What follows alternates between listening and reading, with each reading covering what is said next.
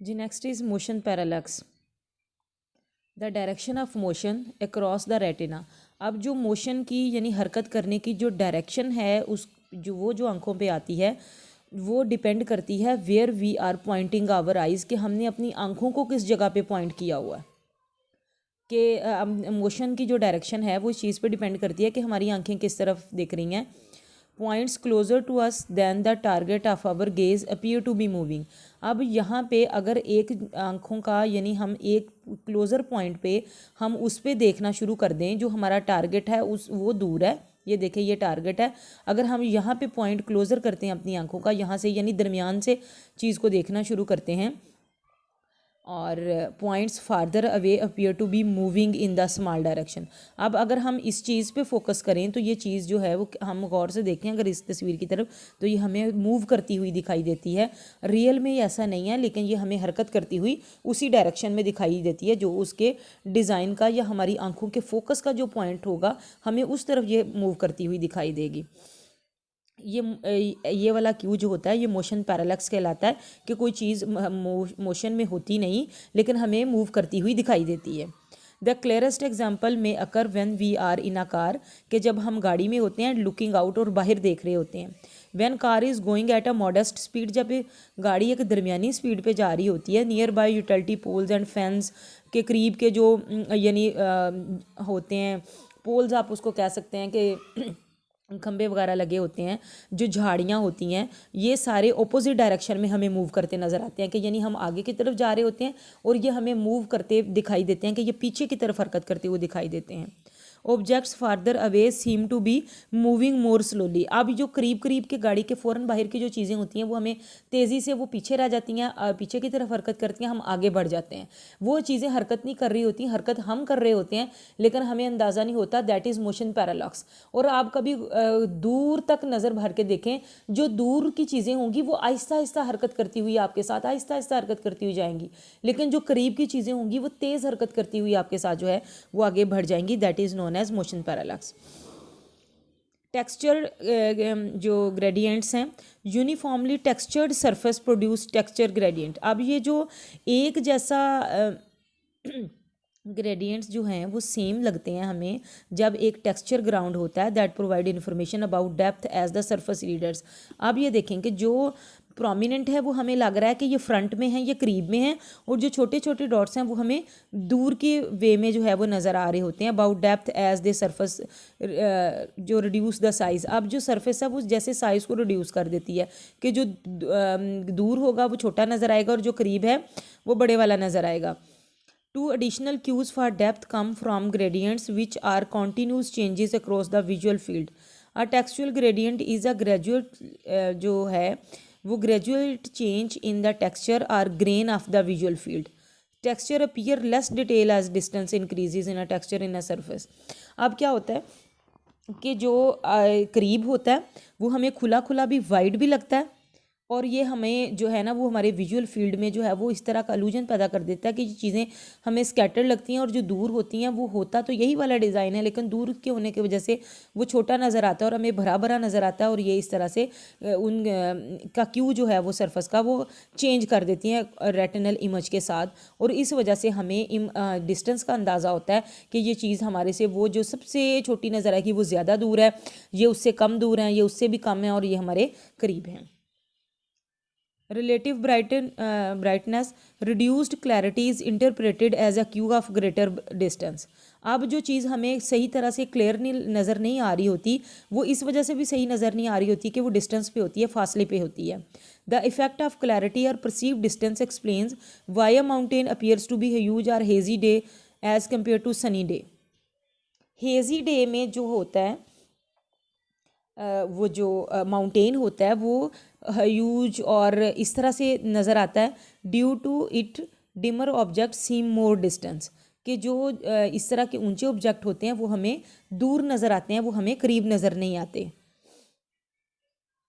Y the mountain appears to be huge और hazy day as. अब ये क्या होता है कि ये जो माउंटेन अपीयर होते हैं ये बड़े क्यों नज़र आते हैं, हेज़ी में और सनी डे की निस्बत, क्योंकि ये दूर के होने की वजह से ये हमें हेज़ी नज़र आते हैं और क्लियर नज़र नहीं आते। हमें लगता है वो दूर है तो वहाँ से हमें क्लियर नज़र नहीं आ रहा। सनी डे में ये चीज़ें फिर इतनी क्लियरली जो हैं वो नहीं देखी जा सकती। उसके बाद लाइट एंड शेडो है। Light and shadow also contribute to the perception of 3 dimension. 3 dimension में ये देखें, यहाँ पे लाइट पड़ रही है, ये इसका शेडो यहाँ पे पड़ रहा है, और ये जिग जैग का जो डिज़ाइन है ये 3 डायमेंशनल जो एक चीज़ है वो क्रिएट कर रहा है। उसके बाद है interposition. This cue is to distance effects the perception that object is reflecting appreciation that objects is foreground tend to cover or partially hide। अब ये देखें कि जो चीज़ पीछे होती है, ये आगे इसके ये वाले डिज़ाइन आगे ये पीछे चला गया तो ये हमें पार्शली कवर हो गया, तो हमें एक तो लगेगा कि ये दूर है इनसे और इनके पीछे है, जिसकी वजह से ये आधा छुप गया, और ये आगे हैं जो हमें पूरी नज़र आ रही हैं, और जो आधा उनके पीछे छुपा हुआ है वो हमें नज़र नहीं आएगा, तो हमें लगेगा कि वो उनके पीछे है। इस तरह से हमें पता चलता है कि ये चीज़ करीब है और वो दूर है जो हमें सही नज़र नहीं आ रहा। और उसने जो अगले वाले डिज़ाइन है उन्होंने आधा उसका व्यू जो है वो भी ब्लॉक कर दिया दूर के होने की वजह से, क्योंकि ये फ्रंट पे और प्रॉपर नज़र आ रही हैं, और वो पीछे होने की वजह से जो है वो पीछे रह गया। बाइनोकुलर क्यूज़ हैं। रेटिनल और binocular disparity. One important Q for depth comes, जो गहराई का एक इदराक होता है वो कहाँ से आता है, हमारी दोनों आंखों के इकट्ठा देखने की वजह से भी आता है। That is we have two eyes, कि हमारे पास दो आंखें होती हैं। Our eyes obviously look out on the world from slightly different positions. अब हमारी एक आंख जो है, अगर हम अपना मुंह सीधा रखें तो एक आंख की जो डायरेक्शन है वो इस तरह से सामने है, दूसरी आंख की डायरेक्शन जो है ना वो बिल्कुल सामने इस तरह से सामने होगी। आप देखें अपनी आंखों के हिसाब से, दरमियान में नोज़ भी है, जो इन दोनों के दरमियान में जितनी जगह का गैप है वो उस हिसाब से सामने जो है वो देखना नज़र आती हैं। एंड एज द रिज़ल्ट, अब अगर हम इनमें से एक आंख बंद कर लेते हैं अपनी, तो अपनी तरफ से कहते हैं कि ये चीज़ इसकी तरफ पॉइंटिंग कर रहे हैं। आप आंख खोलेंगे तो वो पॉइंटिंग किसी और चीज़ की तरफ होगी, क्योंकि दोनों आंखों का जो फ़र्क है वो होता है कि एक आंख बंद करके अगर आपको लगेगा कि ये, आप अपना हाथ खड़ा उंगली का इशारा करें कि मैं फ़लाँ चीज़ को पॉइंट आउट कर रहा हूँ, आप उंगली खोल दें तो वो उस जगह पे पॉइंट नहीं कर रहा होगी उंगली, वो उस जगह से थोड़ी आगे पीछे ज़रूर हुई होगी। That is binocular Q. इसी तरह से हमारे यहाँ जो है वो हमें इन्फॉर्मेशन मिलती है। ये डिस्पैरिटी होती है बेसिकली। डिस्पैरिटी का मतलब होता है चेंज बताना, थोड़ा सा उससे अलग बताना, तो ये हमें उसके लिए बुनियाद फ्राहम करता है। उसमें सबसे पहले है convergence. As each eye is located at the slightly different place. जिस तरह से हर आंख जो है ना, आंखों के दरमियान में फ़र्क होता है, एक इस जगह पे सीधा है, दूसरे का इमेज दूसरी जगह पे सीधा है। द आइज़ मस्ट कन्वर्ज और रोटेट इनवर्ड और आउटवर्ड।